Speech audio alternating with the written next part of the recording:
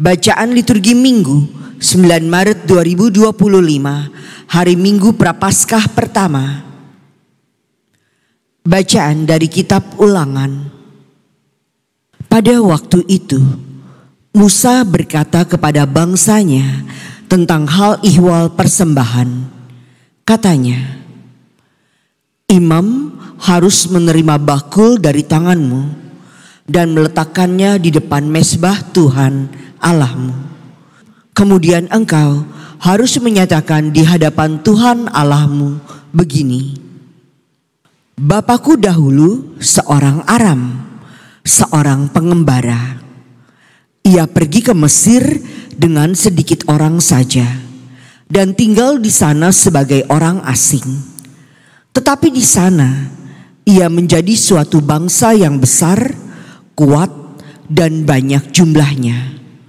Ketika orang Mesir menganiaya dan menindas kami dan menyuruh kami melakukan pekerjaan yang berat, maka kami berseru kepada Tuhan, Allah nenek moyang kami.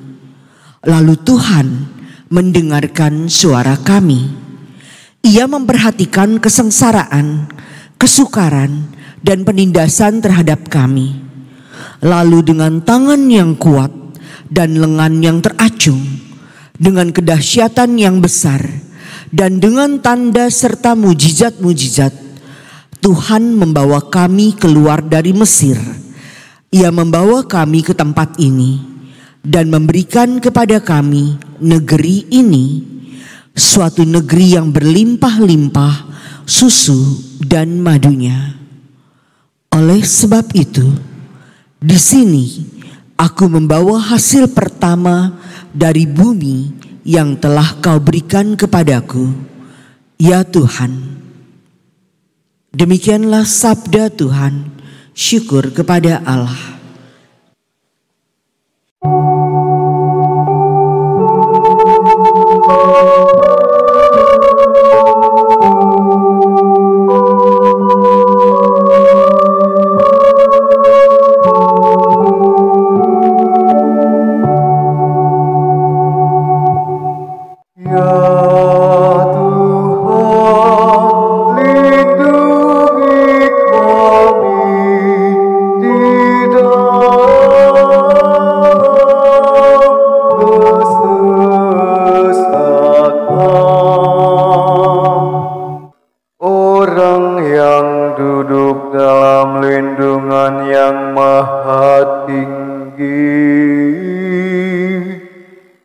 Dan bermalam dalam naungan yang maha kuasa, akan berkata kepada Tuhan, Tuhanlah tempat perlindungan dan kubu pertahananku, Allahku yang kupercayai. Ya Tuhan, lindungi kami di dalam kesesakan. Malapetaka tidak akan menimpa kamu, dan tulah tidak akan mendekat kepada kemahmu. Sebab malaikat-malaikat akan diperintahkannya untuk menjaga engkau di segala jalanmu. Ya Tuhan, lindungi kami di dalam kesesakan. Mereka akan menatang engkau di atas tangannya,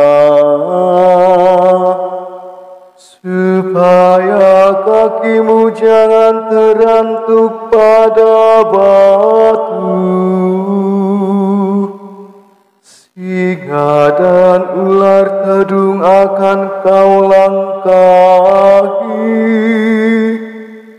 Anak singa dan ular naga akan kau injak. Ya Tuhan, lindungi kami di dalam kesesakan. Sungguh hatinya melekat kepadaku, maka aku akan meluputkannya. Aku akan membentenginya, sebab ia mengenal namaku.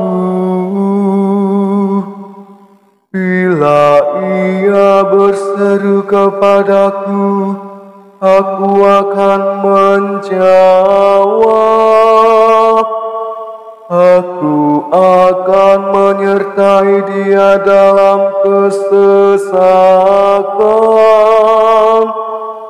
Aku akan meluputkan dia dan memuliakannya. Ya Tuhan, lindungi kami di dalam kesesakan.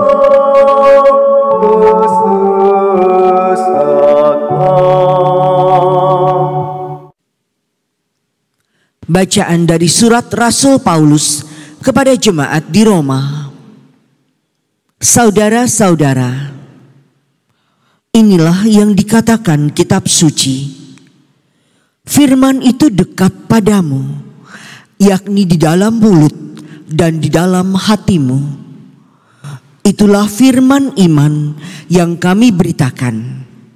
Sebab jika kamu mengaku dengan mulutmu bahwa Yesus adalah Tuhan dan percaya dalam hati bahwa Allah telah membangkitkan dia dari antara orang mati, maka kamu akan diselamatkan.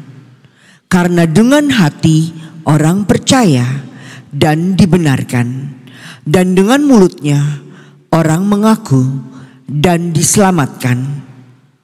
Karena kitab suci berkata, barang siapa percaya kepada dia tidak akan dipermalukan. Sebab tidak ada perbedaan antara orang Yahudi dan orang Yunani.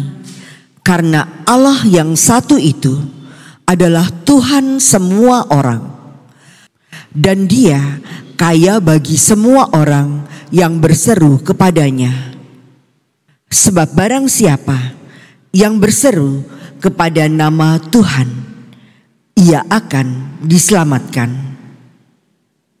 Demikianlah sabda Tuhan. Syukur kepada Allah.